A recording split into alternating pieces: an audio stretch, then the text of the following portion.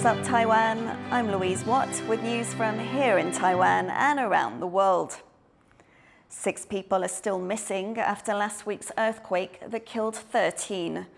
Search and rescue efforts are continuing, but hopes are fading that any more survivors will be found.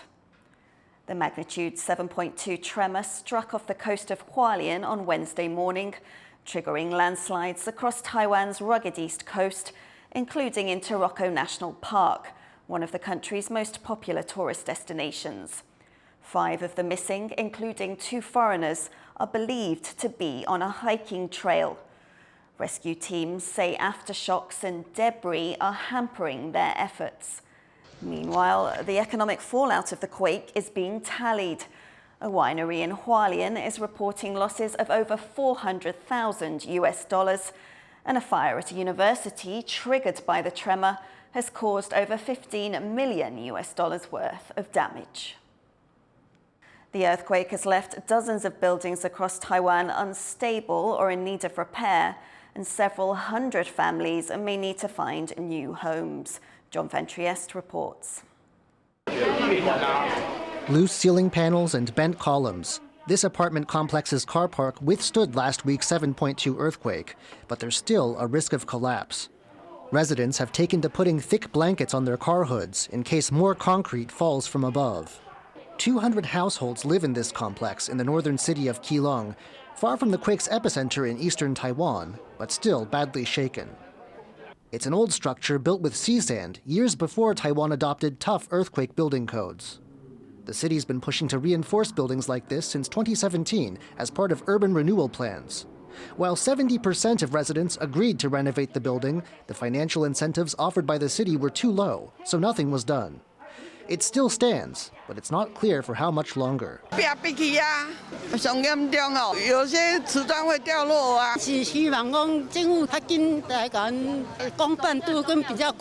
Keelung's mayor hopes to work out an arrangement to redevelop the area.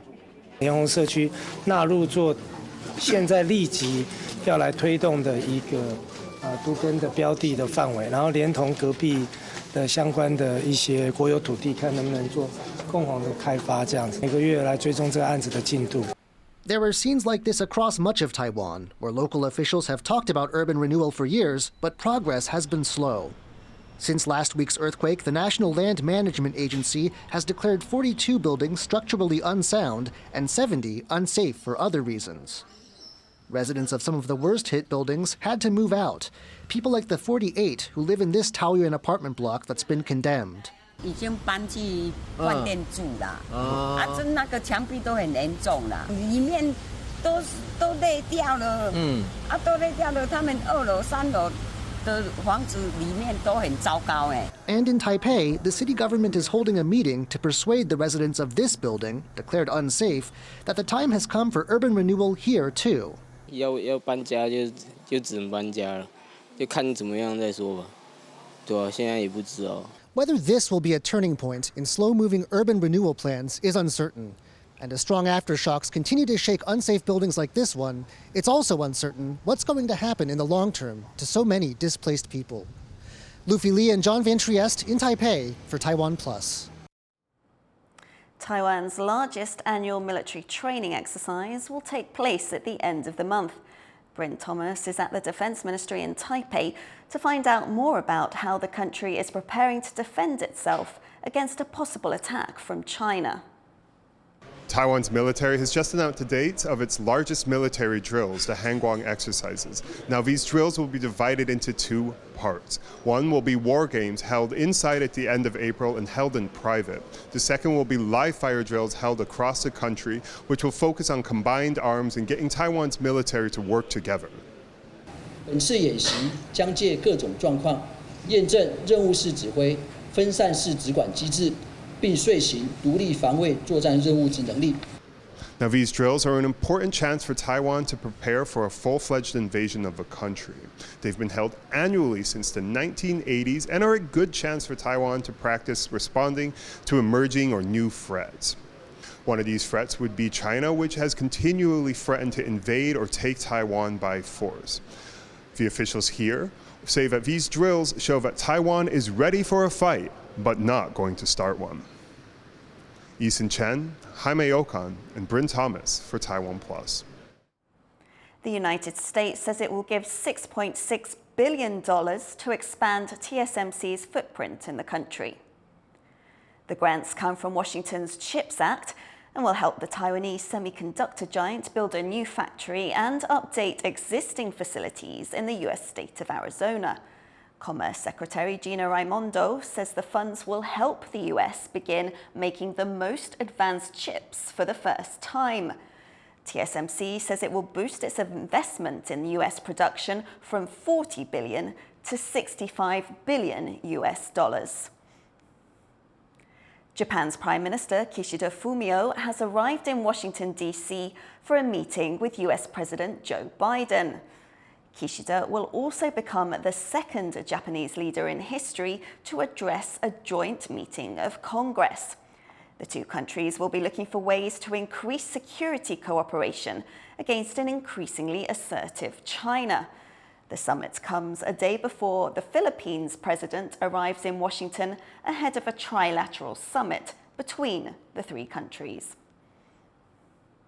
U.S. Treasury Secretary Janet Yellen says Washington will not accept another wave of underpriced Chinese goods impacting the global market. And when the global market is flooded by artificially cheap Chinese products, the viability of American and other foreign firms is put into question. And we've seen this story before.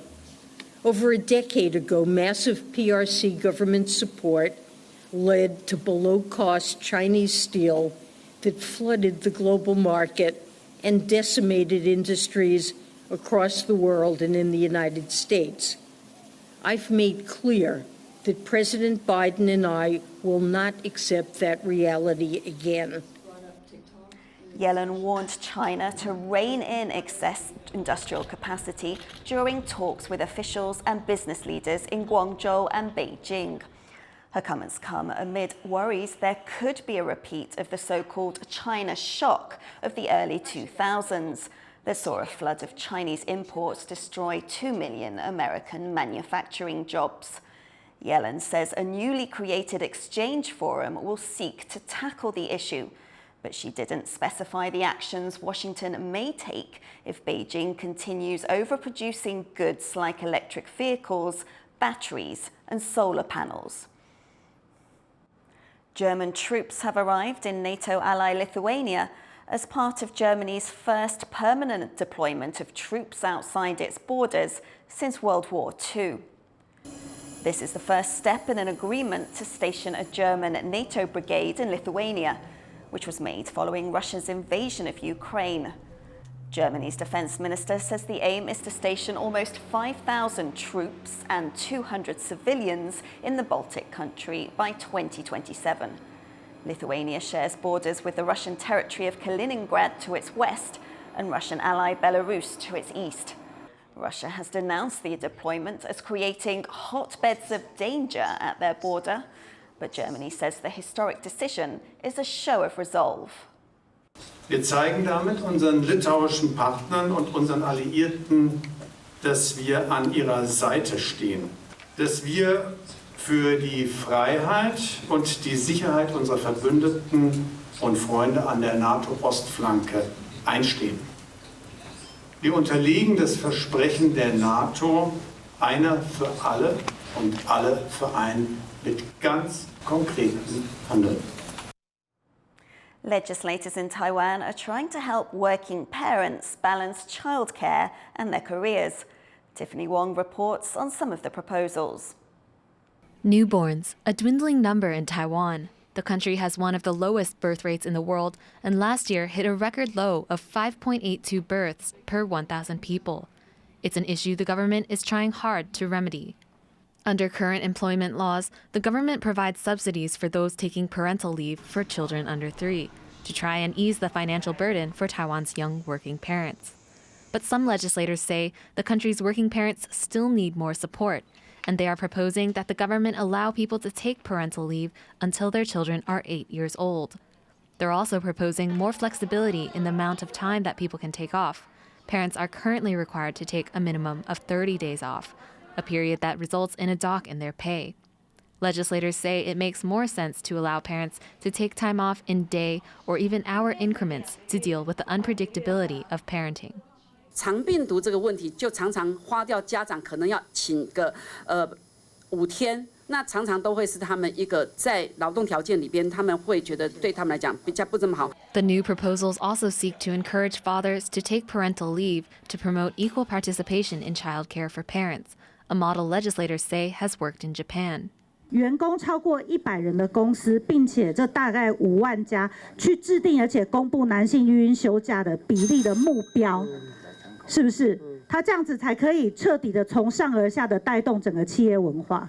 For many here, more needs to be done to improve not just Taiwan's work culture, but its support of parents who are employees. 目前在职场上，在对于就是怀孕的育婴的这个部分，好像还是没有到那么的友善。我觉得单纯孕育这样可能还好，可能费用的补助会比较实际一点。What's clear is that under current regulations, there are still a lot of barriers for young adults here to having children. Along with a declining birth rate, Taiwan's population is rapidly aging, causing concerns for a diminishing workforce and an economic slowdown, making it a priority for Taiwan's government to come up with the correct combination of policies to support young families and bolster the country's future. Justin Wu and Tiffany Wong in Taipei for TaiwanPlus. An invasive plant species is taking root in Taiwan's southeast and threatening local flora. Louise looks at why Taitung County doesn't want another shrubbery. These little white flowers may look pretty, but in reality they belong to an aggressive invasive species. Alongside roads across Taitung County in Taiwan's southeast, 17 hectares of land have been taken over by guayuli, a bushy shrub that comes from the deserts of Mexico and southwestern US. Local officials have raised the alarm that the plant is spreading its roots and threatening native species. 它底下都是有小的，然后它一整群，它就会占据了这个植物，就永远都是变成因胶局的世界。The plant was first recorded in Taiwan 10 years ago. Initial attempts to cull it were successful, but the invasive shrub has made a comeback, popping up in various spots across the country. The government has provided over $30,000 to fund a coordinated operation across affected areas.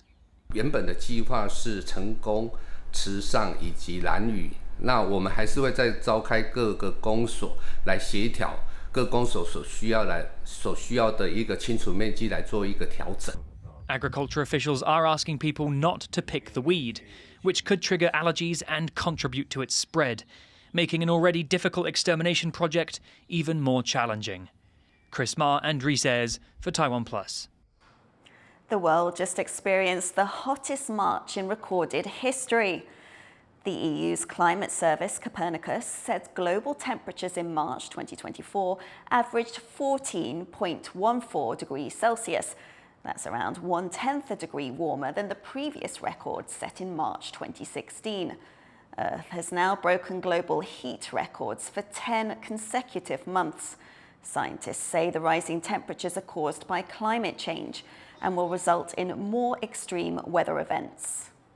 So seeing records like this month in, month out, really shows us that our climate is changing rapidly, and climate change isn't a future problem. It is a problem that we have to face here and now. Millions of people have watched a total solar eclipse carving a path across the skies of North America. The celestial phenomenon began in Mexico just before midday Monday, before passing through 15 US states and Canada. Stunning footage shows the moment the moon completely obscures the sun, turning day into night.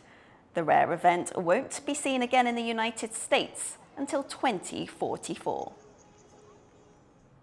Thank you for watching What's Up Taiwan. Before we sign off, check out these pink shower tree blossoms in Taiwan's Jiayi County. I'm Louise Watt. Take care. I'll see you next time.